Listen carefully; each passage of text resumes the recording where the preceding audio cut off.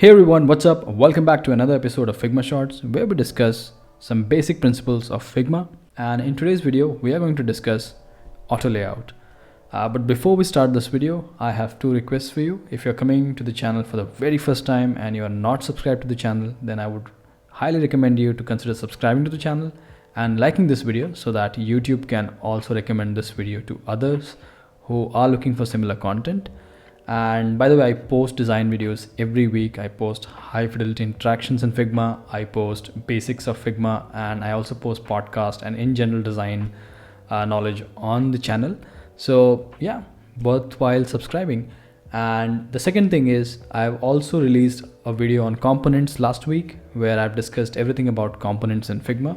So I would also recommend you to watch that video after watching this video so that you can understand the fundamentals a little bit better, because we are going to use auto layout with components a lot in upcoming videos.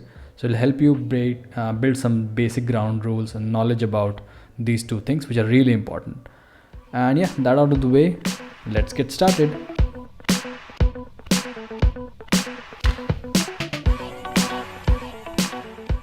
So guys, this is the part one of the video where I'm going to give you the basic overview of auto layouts, the basic functionality, and how can you add the auto layout property to any frame in your design using some really basic examples. And then there's a part two. I've already recorded it and I'll release it after some hours of releasing this video, where I've taken more complex example of an Instagram feed card and designing that entirely using an auto layout. So make sure that you also watch that video. That will be a little bit more advanced, but this will be just a basic overview. So after watching this video, go watch that second video as well. And yeah, that out of the way, let's start to the main video. Okay, so let's first have a look at the overview. Let's first understand what auto layout is. So auto layout is a property that can be added to frames to create dynamic frames and components that responds to the change in their child objects. What it means in simple terms is that if you create a frame and the frame contains an element, then the frame automatically changes or adapts if you change anything in these elements. So for example, if you have, let's say, a button that have a text on it, and that text keep on changing in your design, so you don't have to create multiple instances of that button. You can just create one button, and because it has an auto layout property, the button will automatically shrink or grow depending on the text inside it. So you just create one button and it will dynamically change based on the content or the text inside it. I'll give you the example after this, but that is what an auto layout is. It just gives magical powers to your frames, and it can be applied to dynamic buttons, cards, layout, input fields, anything basically that you can use or replicate or want to make it reusable. All the containers that you had for components, you can apply auto layout to them, and it'll cut down your number of components to 1/10 roughly. Actually, it'll just reduce the number of components that you use. So that's what it is, and this is your first step actually in learning responsive layouts.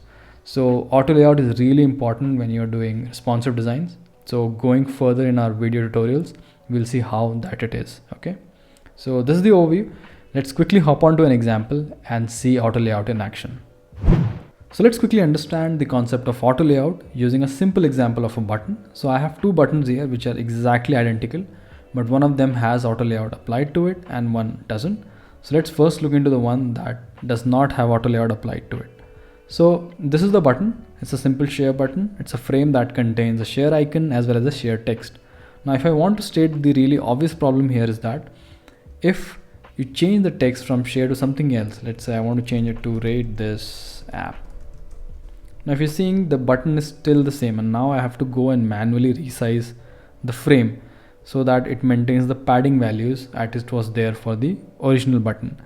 And if you notice, this becomes a really cumbersome and time-taking problem if you're working with a large project. In a large project, you have to go on every instance of this button and manually resize the frame based on the text inside it.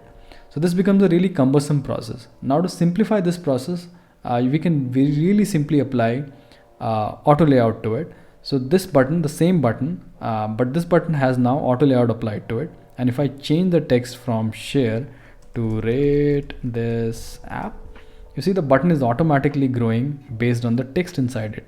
And this was the property I was discussing earlier for the definition of auto layout, that the parent frame responds to the changes in this child elements. So these are the child elements, and since the text has grown, the button automatically grown, maintaining all the constraints and proportions of the original button.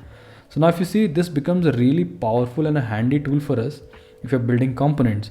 So we just have to build one button instance and it will accommodate all the changes automatically and dynamically in our design. So we don't have to go and manually tweak the button or the scale the buttons. Okay. So this becomes a really important and handy tool. Let me just give you one more example.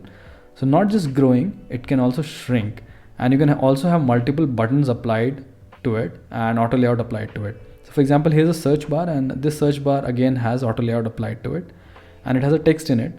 If I want, I can just shorten the text, let's say like this, and it still maintains the proportion. I can even make it bigger if I want. Okay.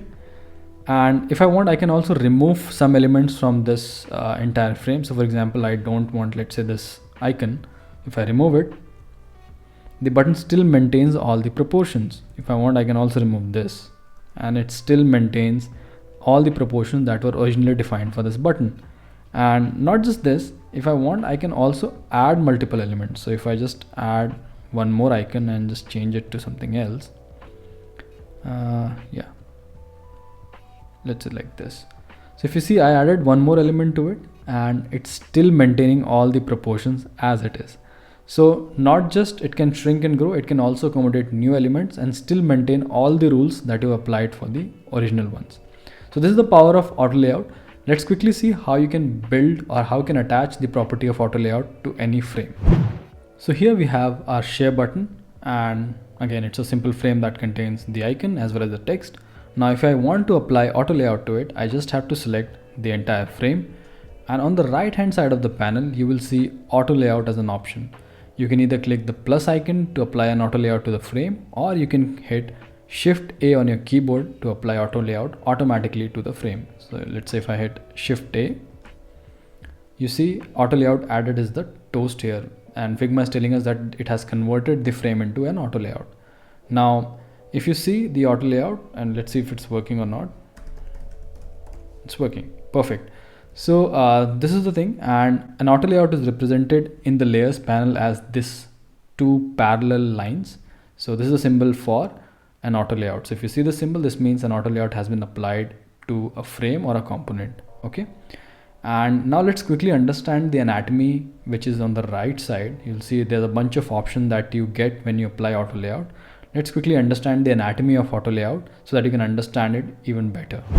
So to understand the anatomy of auto layout, let's have a look at a really simple example. So we have a search bar here, and this search bar contains three things. We have a search icon, we have a text, and we have a button, and these all three are inside a frame.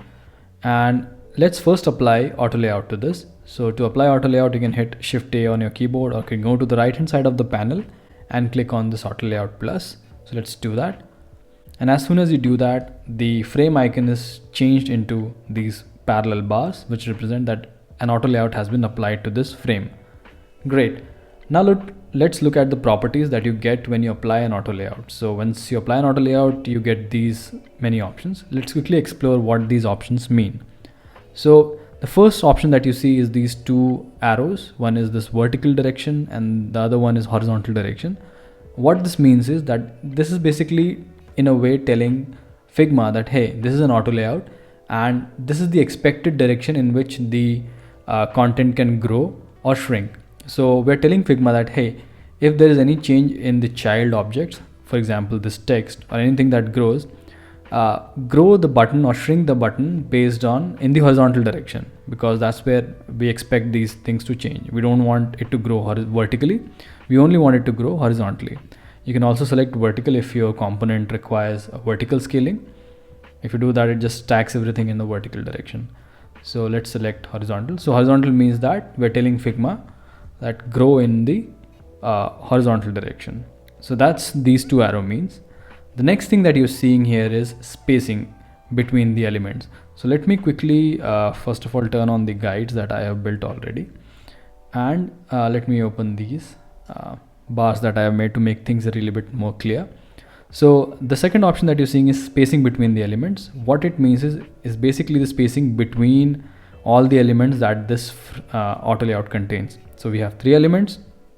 So between this and this, you have this spacing represented by this green bar, and between this and this, you have this spacing. And since we have set it to 8, this is exactly 8 and 8 here. If you want, we can increase it from here. So I can make it anything actually, if you see. So what is happening is only the spacing between them is changing. The spacing outside is not changing. So this option means spacing between them. Okay, so great. Now for the next option that you're seeing here is it's called padding around the icon. So padding is represented by this this translucent yellow rectangle that I have built, and padding around the element means surrounding things. So the earlier option was between the elements, and the padding option means the space that is surrounding the elements, all these 3 elements. So this yellow bar that you're seeing is what represents this padding. Now you can give one value, which is the uniform value, but if you want to give different values, you can also add comma separated values.